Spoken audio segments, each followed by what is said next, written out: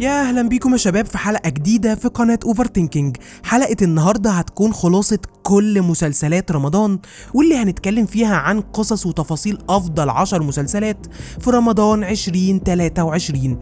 قبل ما نبدأ الحلقة ما تنساش تدعمنا بلايك وتشترك في القناة وتفعل الجرس علشان تتابع كل الحلقات اللي جاية.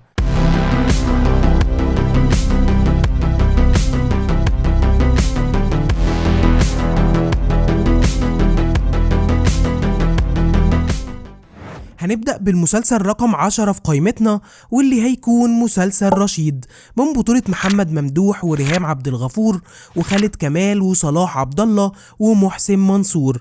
قصة المسلسل هتاخدنا في رحلة انتقام رشيد اللي بيتهموه ظلم وبيدخل السجن لمدة 14 سنة، ومن هنا بيحصل التحول الدرامي في شخصيته. حتى مراته اللي بيخرج من السجن بيلاقي شخصيتها اتغيرت، ومن هنا بيبدأ بشكل واسم جديد عشان يقدر ينتقم ويوصل لكل اللي كانوا سبب في تخريب حياته وأسرته. المسلسل من إخراج مي ممدوح ومن تأليف وسام صبري. المسلسل رقم 9 في قائمتنا هيكون مسلسل الصفارة من بطولة أحمد أمين وطه دسوقي وآية سماحة ومحمد رضوان ومحمود البزاوي. بتدور قصة المسلسل في إطار من الكوميديا عن شفيق اللي بيشتغل مرشد سياحي، وبالصدفة بيلاقي صفارة أثرية بيقدر من خلالها إنه يرجع بالزمن لمدة 3 دقايق، ومن خلال ال3 دقايق دول بيقدر إنه يغير الماضي، واللي لما بيرجع بيلاقي كل حاجة في مستقبله اتغيرت، وهتكون سبب في مواقف ومغامرات كوميدية ومثيرة خلال أحداث المسلسل. المسلسل هيكون من إخراج علاء إسماعيل ومن تأليف أحمد أمين ومحمود عزت. المسلسل رقم 8 معانا هيكون مسلسل تحت الوصاية من بطولة منى زكي ودياب ورشدي الشامي وخالد كمال وأحمد خالد صالح. هتحكي لنا قصة المسلسل عن حنان اللي لأسباب غامضة بتضطر إنها تهرب بولادها وتروح مكان جديد تماما، وهتلاقي نفسها محطوطة في ظروف صعبة واستغلال من كل اللي حواليها، وده اللي بيخليها تشتغل على مركب لصيد السمك وتجارته.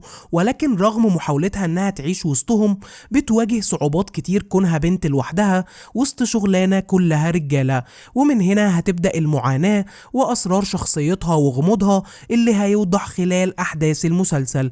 المسلسل من إخراج محمد شاكر خضير ومن تأليف خالد دياب. المسلسل رقم 7 في قائمتنا هيكون مسلسل سوق الكانتو من بطولة أمير كرارة ومي عز الدين وفتحي عبد الوهاب ومحمود البزاوي وعبد العزيز مخيون. هتدور قصة المسلسل عن طه اللي هياخدنا في حقبة زمنية قديمة سنة 1946، واللي بتجمع ما بين الطابع الاجتماعي والتاريخي عن قصة حب وصراعات بتحصل بين التجار مع بعض في سوق الكانتو، والأحداث الدرامية المميزة اللي بتربط كل أبطالنا مع بعض، وكمان الصراع الأكبر مع الاحتلال الإنجليزي اللي كان موجود في الفترة دي، واللي واخد طابع شبيه شوية بمسلسل بيكي بليندرز. المسلسل من إخراج حسين المنباوي ومن تأليف هاني سرحان. المسلسل رقم 6 معانا هيكون مسلسل عملة نادرة من بطولة نيلي كريم وجمال سليمان وأحمد عيد وكمال أبو ريا ومحمد لطفي. قصة المسلسل هتكون عن نادرة في فترة التسعينات في محافظة قنا اللي بتواجه معاناة في حياتها بسبب الميراث وإنها تاخد حقوقها وحقوق ابنها بعد وفاة جوزها، واللي بتدخل بسببها حرب وتحديات كبيرة بين العائلات على المناصب والسلطة، وكمان القصص الفرعية عن الجواز والمواقف الدرامية اللي هتجسد الظلم والضعف اللي بتعيشه بيوت كتير بسبب العادات والتقاليد. المسلسل من إخراج محمد جمال العدل ومن تأليف مدحت العدل.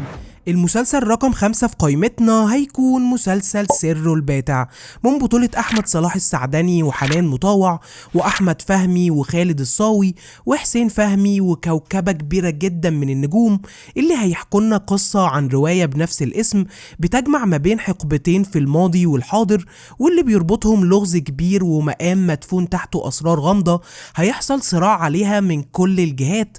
ده غير الأحداث التاريخية العظيمة اللي عاشوها ومروا بيها فيها أجدادنا، واللي من خلال رحلة اكتشاف اللغز ده هيبدأ يظهر معانا الحبكة الدرامية والترابط في الأحداث ما بين العالمين. المسلسل من إخراج خالد يوسف ومن تأليف يوسف إدريس.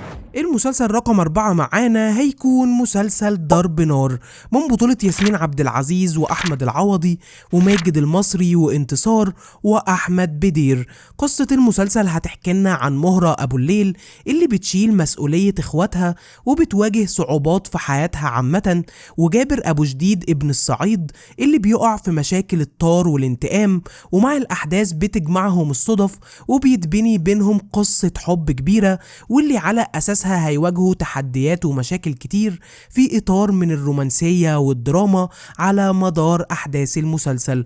المسلسل من إخراج مصطفى فكري ومن تأليف ناصر عبد الرحمن. المسلسل رقم 3 في قائمتنا هيكون مسلسل المداح الجزء الثالث من بطولة حمادة هلال وهبة مجدي ويسرى اللوزي ومحمد رياض وحنان سليمان.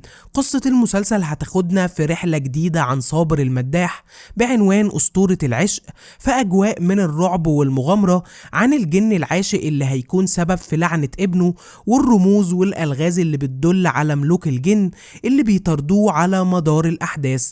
ومن هنا بيحاول صابر انه يحل كل الألغاز اللي حواليه ويتخلص من كل أعدائه عشان يخرج من الظلام اللي بيعيشه. المسلسل من إخراج أحمد سمير فرج ومن تأليف أمين جمال. المسلسل رقم 2 معانا هيكون مسلسل جعفر العمدة من بطولة محمد رمضان وزينة وإيمان العاصي ومنة فضالي وهالة صدقي ومنذر ريحانة.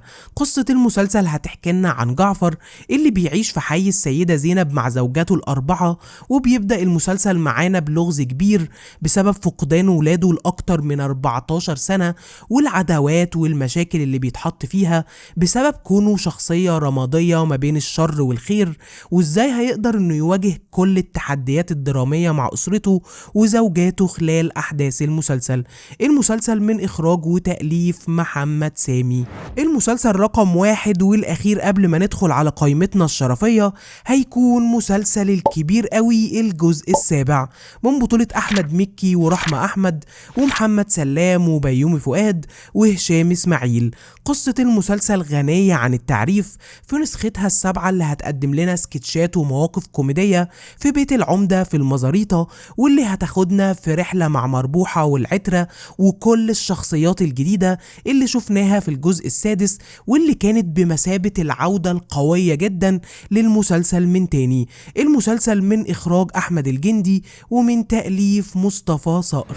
ندخل على قائمتنا الشرفية لمسلسلات ما تمش ذكرها ضمن العشرة الأوائل ولكن كان من الواجب ذكرهم. المسلسل الأول هيكون مسلسل الأجهر من بطولة عمرو سعد ودرة، وتاني مسلسل هيكون مسلسل بابا المجال من بطولة مصطفى شعبان وباسم سمرة، وتالت مسلسل هيكون مسلسل الكتيبة 101 من بطولة آسر ياسين وعمرو يوسف، ورابع مسلسل هيكون مسلسل رسالة الإمام من بطولة خالد النبوي ونضال الشافعي، والمسلسل الخامس هيكون مسلسل جات سليمة من بطولة دنيا سمير غانم ومحمد سلام، والمسلسل السادس هيكون مسلسل كامل العدد من بطولة دينا الشربيني وشريف سلامة، والمسلسل السابع هيكون مسلسل ألف حمد لله على السلامة من بطولة يسرى ومحمد ثروت، والمسلسل الثامن هيكون مسلسل تغيير جو من بطولة منة شلبي وإياد نصار، والمسلسل التاسع والأخير في قائمتنا هيكون مسلسل رمضان كريم الجزء الثاني من بطولة سيد رجب وسلوى عثمان. وبكده تكون حلقتنا النهاردة خلصت. أتمنى تكون الحلقة عجبتكم. اكتب لنا كومنت بالقائمة بتاعتك بأفضل مسلسلات بالنسبة لك، وإيه المسلسل اللي شايف إنه رقم 1 في رمضان السنة دي. وقبل نهاية الحلقة كالعادة عايزين نوصلها لأكبر عدد من اللايكات، واشترك في القناة وفعل الجرس علشان تتابع كل الحلقات اللي جاية.